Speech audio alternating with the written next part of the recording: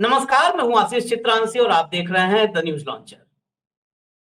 Iran और Israel के बीच cease fire के ऐलान के साथ ही मिडिल ईस्ट से सबकी निगाहें हट गई, लेकिन मिडिल ईस्ट में घटनाक्रम नहीं रुके।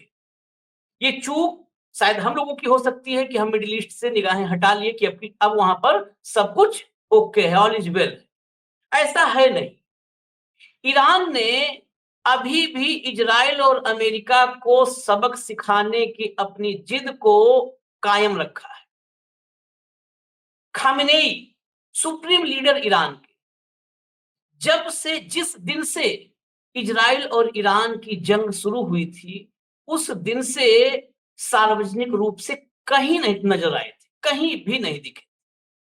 पहली बार 13 जून से पहली बार खामेनेई अब ईरान में सार्वजनिक रूप से सामने आए हैं, मुहर्रम पर सामने आए हैं और ईरान के नेशनल टेलीविजन ने वो फुटेज दिखाई। खामेनेई के सामने आते ही एक चर्चा जो मिडिल ईस्ट से लेके यूरोप और इजराइल, अमेरिका तक चर्चा में, ट्रंप और नेतन्याहू जिससे टेंशन में हैं, वो खबर ये है कि क्या मुहर्रम का जो 10वां दिन होता है, उसके डिटेल में हम अभी आएंगे, क्या वो दिन चुना है खामेनेई ने परमाणु विस्फोट के लिए, न्यूक्लियर टेस्ट के लिए, और एकाएक धमाका करके इजराइल और अमेरिका सबको बैकफुट पर ढकेल देने।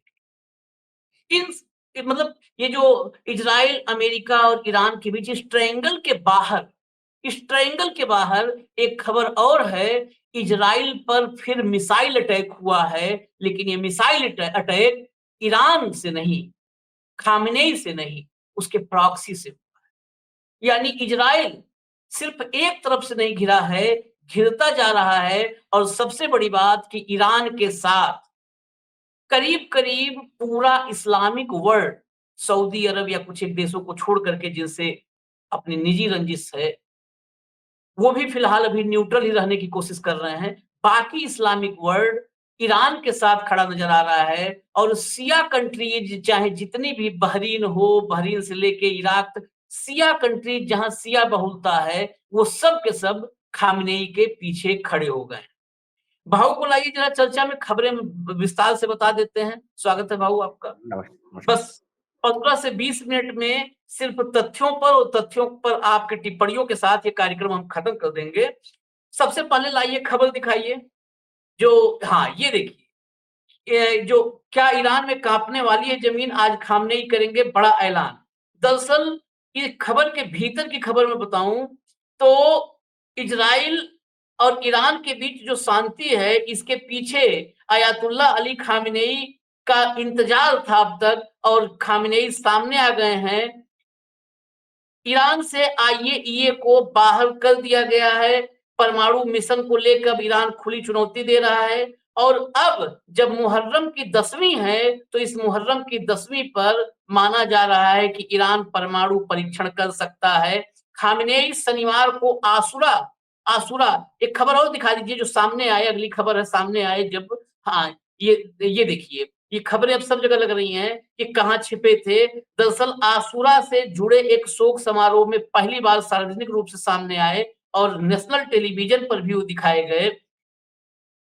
अब ये कयास लगाया जा रहा है कि आज रविवार जब हम ये चर्चा कर रहे हैं, ईरान में और भारत में टाइम डिफरेंस है और नॉर्मली ये चीजें रात के वक्त होती हैं। रविवार की रात ईरान में कुछ ऐसा हो जाएगा कि इजराइल और अमेरिका दोनों के लिए तनाव भरा वक्त आगे आ जाएगा। पहले इसी पर टिप्पणी लेते हैं, लेकिन विजुअल दिखा देते हैं। जरा विजुअल दिखाइएगा, विजुअल दिखाइए खामनेई जो सामने आए हैं।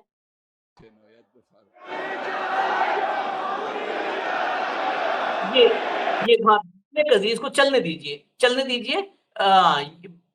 जो है, हाँ, ये है वो 10 जो बाहर आए और शामिल हुए समारोह में, मुहर्रम के समारोह में। इसके बाद, इस विजुअल के बाद पूरे इस्लामिक जगत में और खासकर शिया वर्ल्ड में उत्साह भी बढ़ गया है। भाऊ, क्या इस मौके को परमाणु परीक्षण के मौके के रूप में खामनेई तब्दील करने का के बारे में सोच सकते हैं क्या? यकीनन सोचेंगे। देखिए, ईरान बार-बार इस बात को दोहरा रहा है कि वो अपना परमाणु कार्यक्रम जारी रहेगा।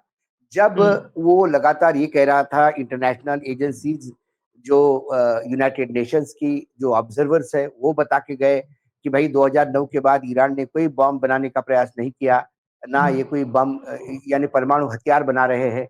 इसके बावजूद यदि अमेरिका और इज़राइल उन पे लगातार ये अटैक कर रहे हैं इस बात पे कि आप परमाणु हथियार बना रहे हैं, तो फिर वो कह रहे थे कि भाई अब ये जो इंटरनेशनल मॉनिटर्स है, जो आते हैं ऑब्जर्वर्स, इनकी कोई जगह नहीं, क्योंकि आपकी कोई औकात नहीं है। आप मना करने के बाद भी यदि हमला करता है ईरान और इज़राइल और अमेरिका, तो इससे कोई मायने नहीं। दूसरी बात है कि इज़राइल जो परमाणु हथियार है या नहीं है, इसके बारे में इज़राइल चुप्पी साधता है। तो इज़राइल रख सकता है तो हम क्यों नहीं रख सकते? एक इंटरनेशनल जो एटॉमिक जो एग्रीमेंट्स हुए हैं, उसके तहत यदि आपके पड़ोसी के पास, आपके दुश्मन के पास यदि हथियार है, तो आप फिर आत्मरक्षा के नाम पे अपने पास बना सकते हैं। जब भारत ने परमाणु विस्फोट किया तो पाकिस्तान ने इसी नाम पे परमाणु विस्फोट किया कि भाई हमारे पड़ोसी और दुश्मन के पास है तो हमें आत्मरक्षा के लिए चाहिए। तो क्या ऐसा ही आत्मरक्षा के नाम पे, क्योंकि भाई इज़राइल तो ना कहता ना हाँ कहता। दूसरी जो सबसे बड़ी बात है, मैं फिर आपको रशिया के उस वक्तव्य पे लेके जा रहा हूँ। रशिया के तरफ से, पुतिन की तरफ से वक्तव्य आया था कि ईरान को परमाणु हथियार भी दे सकते हैं मित्र देश। देखिए, ईरान का जो एनरिच यूरेनियम है वो 60 पॉइंट तक का पहुंच गया है।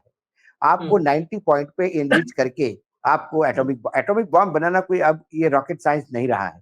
ये करीब-करीब ये थ्योरी सबको पता है, हर देश में पता है। सारा प्रॉब्लम है यूरेनियम मिलने का और उसका एनरिच करने का। अब 90 तक यदि चाइना ने 90 पॉइंट वाला यूरेनियम यदि दे दिया ईरान को, तो ईरान को एटम बॉम्ब बनाने में 1 सप्ताह भी नहीं लगेगा। यदि रशिया ने एनरिच परमाणु वो दे दिया, एनरिच यूरेनियम में दे दिया, तो उनको टाइम नहीं लगेगा। ईरान का और चीन का धंधा है, बिजनेस है, साथ में लगातार ट्रेड चल रहा है। वही ट्रेड रशिया और ईरान का भी चल रहा है, इसमें कोई दो मत नहीं है। उसके बाद यदि डायरेक्ट एटॉमिक बॉम्ब भी दे दिए, तो कोई कुछ नहीं कर सकती। अमेरिका की सीआईए और इज़राइल की मोसाद, जिस पे पूरी दुनिया नाज़ करती थी कि मोसाद है तो सब कुछ है, ये दोनों देशों के इंटेलिजेंस यूनिट टोटली फेल हो गए, बुरी तरह से फेल हो गए कि वो ये तक नहीं बता पाए कि जो 400 केजी का जो यूरेनियम, 400 क्विंटल जो यूरेनियम है, जो ट्रकों में गया है, 7 ट्रकों में गया है। हाँ, 400 हाँ, हाँ, 400 किलो, वो कहाँ छुपाया है? इनका एटॉमिक प्रोग्राम कहाँ चल रहा है ये इनको पता नहीं। खेमेनेई कहाँ है ये इनको पता नहीं। कुछ खेमेनेई के विरोधी कर रहे थे कि वो है ही नहीं, लेकिन आज उन्होंने फिर वापस आए। आप इमेजिन करिए, वो गुप्त जगह से वापस आके फिर गुप्त जगह चला जाता है और कोई एजेंसी उसको ट्रेस नहीं कर पाती कि वो है कहाँ। और जब बड़बोले ट्रम्प ने ये बोल दिया कि भाई हमने बचाया नहीं तो हम तो वही उड़ा देते, तब ईरान ने वही वार्निंग दी, बोले मुंह संभाल के बात करना, वो हमारे नेता है जिसके बारे में आप ये बात कर रहे हैं। दूसरी बात, यमन के तरफ से जो हमले हो रहे हैं इजराइल पे, ये पहली बार नहीं है, इजराइल ने भी यमन पे हमले किए हैं। लेकिन यमन और इजराइल यदि ये वॉर जोन में आ जाते हैं या लगातार इसका थोड़ा एस्केलेशन होता है, तो फिर समुद्री मार्ग बहुत बुरी तरह से डैमेज हो जाए, मतलब आहत हो जाएगा। पूरा विश्व व्यापार का जो ट्रेड है, जो यमन के वहां से निकलता है, वो जो समुद्र है, उसी समुद्र से मैक्सिमम ट्रेड होता है। हाँ, तो उसके उसके वहां यदि अशांति हो, क्योंकि इजराइल ने कहा कि यमन यदि ये करेगी तो फिर हमारी नेवी और एयरफोर्स एक्टिव हो जाएगी, क्योंकि वो ईरान नहीं है जब से तुम इधर से उधर करो, आपको तो बाकायदा कंट्री क्रॉस करके जाना पड़ेगा यमन जाना हो तो इजराइल के लिए। तो ये एक दूसरी बात है। दूसरी जो सबसे महत्वपूर्ण बात है कि जितने भी शिया कंट्रीज है, चाहे फिर यमन हो, चाहे अजरबैजान हो, ये सारी शिया कंट्रीज सब उसके पीछे खड़ी हो गई है, ईरान के पीछे खड़ी हो गई है। दूसरी बात, आप ये देखिए कि इजराइल, ईरान, ये जो मिडल ईस्ट वाला जो पार्ट है, जो यूरोप को टच करता है, यहाँ पे चीन और रशिया को ईरान अपना प्रेजेंस देगा। आप देखिए, पूरे अमेरिका मिडल ईस्ट में अपने अड्डे बना के बैठा है। लेकिन चीन को यदि जगह मिल जाए ईरान में, पाकिस्तान में, चीन को यदि जगह मिल जाए ईरान में, तो चीन भी अपना एक बेस ईरान में बना सकते हैं। तो ये अमेरिका के लिए हमेशा रिस्क रहेगा, यूरोप के लिए रिस्क रहेगा यदि रशिया अपना एक बेस वहां बनाता है, ईरान में बनाता है, क्योंकि टर्की, ईरान, चीन, रशिया, ये जो नेक्सस बन रहा है, पीछे नॉर्थ कोरिया, ये जो नेक्सस बन रहा है, ये आने वाले समय में अमेरिका के दादागिरी को सीधा सीधा चैलेंज की बात है। तो ये सामरिक, ये राजनीतिक या ट्रेड वाली बात नहीं है, ये सामरिक दृष्टि से बहुत घातक है ईरान का फिर से उठ के खड़ा हो जाना। और ईरान इस बार इजराइल और ईरान में जो युद्ध बंदी हुई है, इसमें ईरान ने स्कोर किया है। मार ज्यादा खाई होगी ईरान ने, लेकिन इजराइल को पहली बार समझ में आ गया युद्ध क्या होता है और युद्ध की हानि क्या होती है। इसलिए इजराइल के अंदर राजनीतिक उलट-पुलट हो रही है। इजराइल के अंदर भयंकर विरोध है सरकार का। इजराइल के अंदर अमेरिकन नीतियों का विरोध है कि अमेरिका के लिए क्यों लड़े हम, अमेरिका हमको वार जोन में लड़ रहा था, अमेरिका तो वहां बैठा हुआ है, उनके लोग तो बैठे हुए हैं, या मिसाइल यहाँ गिरते हमारे यहाँ। तो कुल मिलाकर ये जो आप बोल रहे हैं एटॉमिक विस्फोट, ये कभी भी हो सकता है। और सीआईए तो छोड़ दीजिए, ईरान, आशीष, जब हमारे यहाँ पोखरान में जब अटल जी के समय जब हुआ था, और याद कीजिए आपको आपने देखा होगा कि हमारे जो राष्ट्रपति रहे बाद में अब्दुल कलाम, हम कलाम साहब, तो कलाम साहब को आपने देखा होगा कि आर्मी के ड्रेस में कलाम साहब और उनके 3 साथी ये आर्मी के ड्रेस में थे। तो वो विस्फोट हो गया, सीआईए, इनका सैटेलाइट ऑब्जर्वेशन वगैरह वगैरह, इनको पता ही नहीं पड़ा कि ये कब तैयारी हो गई, और विस्फोट होने के बाद विश्व को पता पड़ा कि विस्फोट हो गया, और अमेरिका बहुत बुरी तरह से नाराज हो गया। अमेरिकन सारा सैटेलाइट से लेके सब फेल हो गए। इतने बुद्धा स्माइल इतना प्यार से हो गया था, बुद्धा ने हंस दिया और पता भी नहीं पड़ा किसी को, और जब पता पड़ा तो आग लग गई सब। तो भारत पे सैंक्शंस लाद दिए थे उन्होंने। तो सीआईए तो तभी फेल हो गई थी, और ईरान में फिर फेल हो गई। ये मतलब इनके बंकर, यदि परमाणु विस्फोट होता है और यदि परमाणु कार्यक्रम चलता है, इसका मतलब ये बंकर बम बिल्कुल फुस साबित हो गए। जो डर पेंटागन को था, जो डर व्हाइट हाउस में डिस्कस हुआ था, जिसपे हमने प्रोग्राम भी किया था, यदि बंकर बम डाले और फुस हो गए तो क्या करेंगे, एक ब्रांड जो अमेरिका का है उसको धक्का लग जाएगा। इसका एक्सटेंशन, अगर ये परमाणु परीक्षण कर लिया ईरान ने, असली अब तक तो फैक्ट पर चर्चा हो रही है, जो कयास लगाए जा रहे हैं कि परमाणु परीक्षण करे, अगर कर लिया, जो आपने उदाहरण दिया भारत का 98 से ज्यादा बड़ा झटका तो 74 में लगा, जब पहला परमाणु विस्फोट किया। दरअसल 74 पे हम जाएंगे तो एक अलग प्रोग्राम हो जाएगा। 71 में जो है 7th फ्लीट को बेइज्जत करना, पाकिस्तान के 2 टुकड़े कर देना, 74 में परमाणु परीक्षण करना, यही नतीजा था कि भारत में एक बड़ा आंदोलन खड़ा हुआ। ये हम लोग मतलब निजी रूप से मेरा एनालिसिस हमेशा उस विषय पे होता है, क्योंकि वहीं से भारत में एक नया आंदोलन। अमेरिका की ये बहुत पुरानी थ्योरी है, जिस देश में सरकारें अमेरिका की साथ नहीं होती, वहां सरकार बदल देती है अमेरिका। हाँ, उसके लिए फोर्ड फाउंडेशन से लेके सीआईए से लेके तमाम एजेंसियां काम करती है, कई एनजीओ काम करते हैं। ये जिन लोगों को कहते हैं ना कि ये अर्बन नक्सल है, अर्बन नक्सल कौन है और देश विरोधी कौन है? यूपीए सरकार के खिलाफ आंदोलन किसने खड़े किए? उस आंदोलन का फंडिंग कहाँ हुआ? पैसा कहाँ और से वो आंदोलन क्यों हुआ? क्योंकि एटॉमिक एग्रीमेंट करने के बाद भी एक भी परमाणु रिएक्टर का ऑर्डर अमेरिका को नहीं गया। पहला फ्रांस को गया, दूसरा रशिया को गया। यही लगातार ईरान में सत्ता बदलाव का प्रयास कर रही है अमेरिका, लेकिन ईरान में हो नहीं पा रहा है, वो हो नहीं पा रहा है। पाकिस्तान का सत्ता बदल, बांग्लादेश का सत्ता बदल, ये तमाम सत्ता बदल जो है वो इसलिए है क्योंकि अमेरिका को आंखें दिखाने वाले नेता वहां पैदा हो गए। और सबसे बड़ी बात, अब जो लोग, बहुत सारे लोग ऐसे होंगे, खासकर इजराइल से पता नहीं कुछ अलग सा प्रेम हमारे देश में पैदा हो जाता है। क्यों पैदा होता है, वो कौन सी साइकोलॉजी है, समझ नहीं आता। ईरान को परमाणु टेक्नोलॉजी और पहला रिएक्टर अमेरिका ने लोगों दिया, को हैरानी होगी, अमेरिका ने दिया। शाह रजा तब पहलवी तब जब, तब हाँ अमेरिका, तब ईरान में जो सरकार थी, शाह थे, वो अमेरिका के गोद हाँ, में बैठे हुए थे। अमेरिका की तो गोद में बैठे थे। अमेरिका को बड़ा सूट हो रहा था वो। हम्म हम्म तब ईरान बहुत पसंद था। तब जैसे ट्रम्प आज कहते हैं कि आई लव पाकिस्तान, वैसे ही तब अमेरिका के लिए आई लव ईरान था। लेकिन जब बिल्कुल। शाह रजा पहलवी को भगा दिया, वहां से निर्वासित किया, और वहां पर इस्लामिक क्रांति के बाद अयातुल्लाह खुमैनी आए, उसके बाद खामनेई साहब आए, उससे जब अमेरिका के खिलाफ खड़ा हो गया ईरान, तो दिक्कत हुई। लेकिन जो मैं कह रहा था वो सवाल रह गया, अभी यही आखिरी सवाल। अगर परमाणु परीक्षण कर दिया भाव, जितने भी देश है परमाणु शक्ति संपन्न, एक परमाणु परीक्षण यानी परमाणु शक्ति संपन्न आप घोषित हो गए, चाहे वो उत्तर कोरिया है। उत्तर कोरिया, ये उत्तर कोरिया है, उत्तर कोरिया के राष्ट्रपति किम जोंग को दुनिया में लोग इंसान नहीं मानते, ऐसा एक परसेप्शन बना है। हाँ, उस उत्तर कोरिया के राष्ट्रपति से मिलने के लिए डोनाल्ड ट्रंप अपने पहले कार्यकाल में उन्होंने मीटिंग छोड़ दी थी, दुनिया के विकसित देशों की मीटिंग, और बीच से निकल गए कि मैं किम जोंग से मिलूंगा, किम जोंग से मिलने जा रहा हूं, और किम जोंग से मुलाकात की।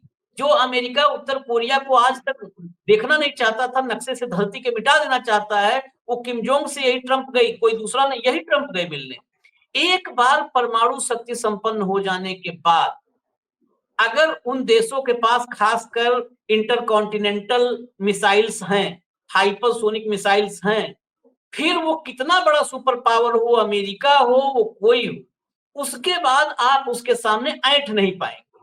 मैंने उसका वही उदाहरण कहा है आपको। अमेरिका, उत्तर कोरिया, उसका उदाहरण है पाकिस्तान। पाकिस्तान के परमाणु शक्ति संपन्न होने से दुनिया घबराहट होती है कि ये कुछ कर देगा, अंड बंड कुछ कर दे।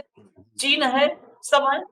ईरान अगर एक बार परमाणु परीक्षण कर लिया नहीं नहीं सफलता, नहीं, देखिए, आपने परमाणु परीक्षण कर लिया, तो ये बॉम्ब आपके पास कितने हैं, नंबर ये मायने नहीं रखता। 2 है, 4 हाँ, है, 10 है, 100 है, 200 है, 200, 300 है। एक बार ईरान ने यदि परमाणु परीक्षण कर लिया और ये सक्सेस हो गया, उसके बाद चाइना भी 10-15 भेज देगा, 50-60 रशिया भी भेज देगा, बोलेगा देखो इनके पास 100 हो गए।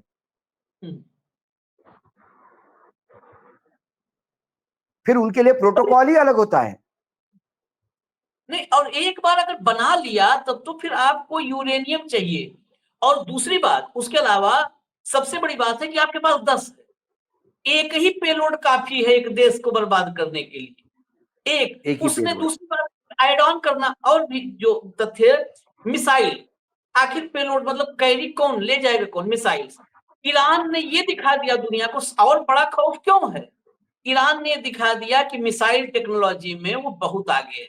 उसकी मिसाइलों ने पूरा हार्ड देखो, को, एरो को, आयरन डोम को, सबको सबको छत विच्छत कर दिया। छद विच्छेद कर दिया, और उसके मिसाइल की जो रेंज है, वो पूरा हाँ यूरोप उस रेंज में आता है। हाँ, सब आते हैं, हाइपरसोनिक है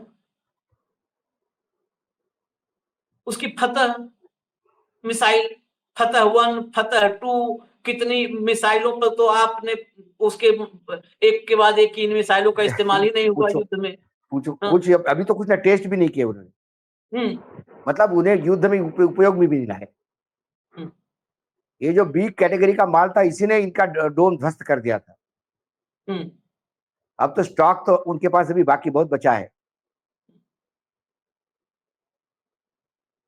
चलिए अब देखते हैं ये न्यूज जो थी, न्यूज, और इस न्यूज के क्या एस्पेक्ट हो सकते हैं परमाणु परीक्षण के बाद नेतन्याहू और ट्रंप। दूसरी हाँ, बात, ये जो अजरबैजान और ये जो बाकी देश है, हम्म जैसा अजरबैजान, पाकिस्तान, बांग्लादेश में अब अपनी फैसिलिटी शुरू कर रहा है मिसाइल बनाने की, और वो ये सारा बांग्लादेश, चाइना, ईरान, टर्की, ये सब नेक्सस हो रहा है।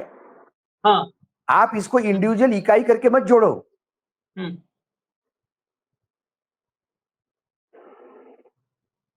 ये सब अजरबैजान, टर्की पूरा ड्रोन दे देगा ईरान को अपना, हाँ, जब one of the best drone है टर्की के पास। हम्म तो अब परमाणु करने के बाद तो ठप्पा लग जाता है, फिर तो आप एक अलग कैटेगरी में आ जाते हैं, आपका प्रोटोकॉल बदल जाता है। प्रोटोकॉल ही बदल जाता है, सही बात। हाँ। फिर वही और कहना कि अब फिर नहीं और हटता। और और बदतमीजी करने का लाइसेंस ले लिया है ईरान ने। इजराइल और ईरान के इस शांति वार्ता में ईरान को बदतमीजी करने का लाइसेंस मिल गया है। अब वो किसी से डरेगा नहीं। वो ईरान और वो इजराइल और ट्रंप की वजह से मिला है, नेतन्याहू और ट्रंप की वजह से, क्योंकि इन्होंने भाई इजराइल ने दिलवाया है लाइसेंस उनको। हाँ, आप रोज किसी को जाओगे चिंगूठी काटोगे तो एक दिन उसने इलाज कर दिया। खैर ये जो है अब देखते इंतजार करते हैं, क्योंकि मुहर्रम का जो 10वीं का मौका है, बहुत ज्यादा धार्मिक रूप से इस अवसर को हम नहीं जानते हैं, जो फैक्ट है। लेकिन इस मौके पर, क्योंकि ये ईरान शिया कंट्री है और बहुत ज्यादा वहां पर ये मुहर्रम का मौका उनके लिए बहुत महत्वपूर्ण होता है, और उसका शायद 10वां दिन जो रिपोर्ट्स हैं वो बहुत महत्वपूर्ण होता है। महत्वपूर्ण होता है। एक बेसिकली जो मुहर्रम होता है वो मातम मनाते हैं। वो मातम मनाते हैं, जो शहादत हुई थी करबला पे, उसके लिए वो मातम मनाते हैं, वो श्रद्धांजलि देते हैं और जुलूस निकलते हैं, खूनी मातम होता है। हमने खूनी मातम देखा है आंखों से, दिल्ली में देखा है कि वो लोहे की चेन से अपने आप को पीट के पीड़ा देते हैं अपने आप को, या हुसैन हम न रहे, या हुसैन हम न रहे करते हुए चलते हैं, अपनी छाती सीना पीटते हुए जाते हैं। कुछ लोग लोहे की सलाखें मारते हैं। खून मैंने खुद आंखों से देखा है, दिल्ली में देखा है। तब वीडियो मैगजीन का जमाना हुआ करता था आशीष, तब हमने बाकायदा शूट किया है, और वो इतना खतरनाक था कि उनका जो शरीर से खून उड़ता था वो कैमरे पे और हमारे मुंह पे आता था जब शूट करने गए। तो मुहर्रम में मुहर्रम की मुबारकबाद नहीं दी जाती। मुहर्रम में श्रद्धांजलि देने वाला काम है, ये पुण्यतिथि है उसकी। और ताजिए निकलते हैं, ताजिए फिर ठंडे हो जाते हैं बहुत। इस पे एक अलग से कभी प्रोग्राम करेंगे। लोगों को मालूम होना चाहिए मुहर्रम क्या है। हमारे यहाँ हम हिंदू भी है, तो कम से कम बाकी धर्मों के त्योहार क्या है थोड़ी आइडिया हो जानी चाहिए। हाँ, होना चाहिए बिल्कुल। मैं तो आपको कह रहा हूँ कि कोई बाबा का चैनल भी शुरू कर दो आप, तो कम से कम उस पे ये सारी चीजें हम लोगों को बता पाएंगे। किया जाएगा, बिल्कुल किया जाएगा। चलिए, धन्यवाद। और मुहर्रम पर देखते हैं क्या करेंगे खामेनेई, क्या करने वाले हैं खामेनेई। धन्यवाद भाऊ, बहुत बहुत धन्यवाद। नमस्कार।